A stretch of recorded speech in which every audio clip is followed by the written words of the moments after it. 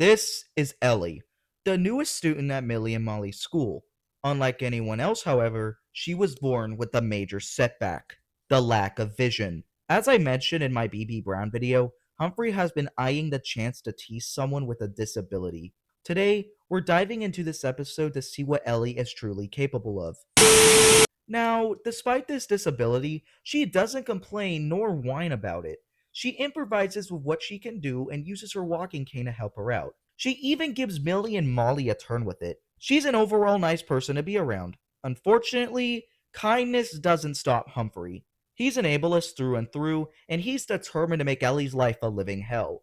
If you're going on to enjoy the video, then please hit the like and subscribe button. It really helps the channel a lot. Now, why exactly does Humphrey want to ruin Ellie's life? What could she, a blind person, possibly have done to deserve it? The answer?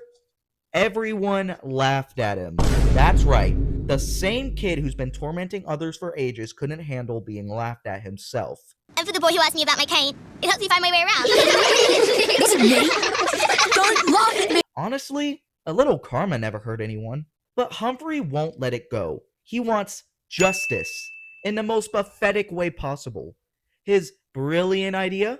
Pull out his pet frog, Hopper, to scare Ellie. But there's just one eensy-weensy tiny problem. Ellie was born blind. She can't even see the frog. His nose was a penis. I'm sorry, what?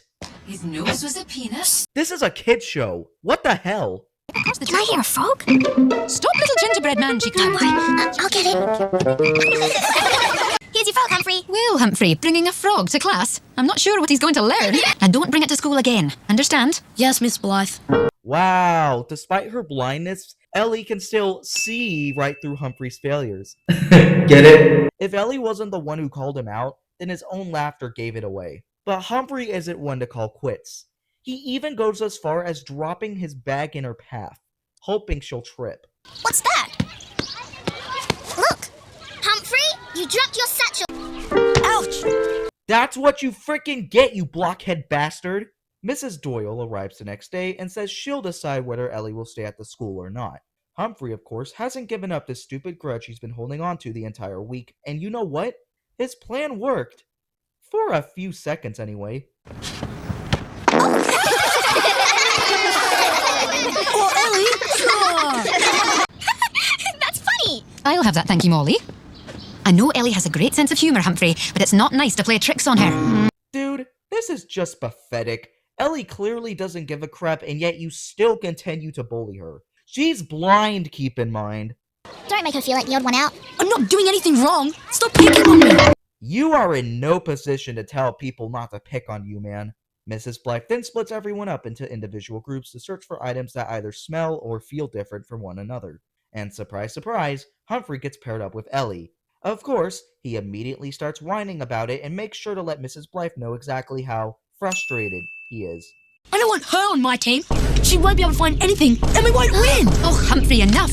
Ellie will be as good as anyone else. You still have a lot to learn about blind people. He also still has a lot to learn on what an whooping is. I know someone who can show him what that looks like.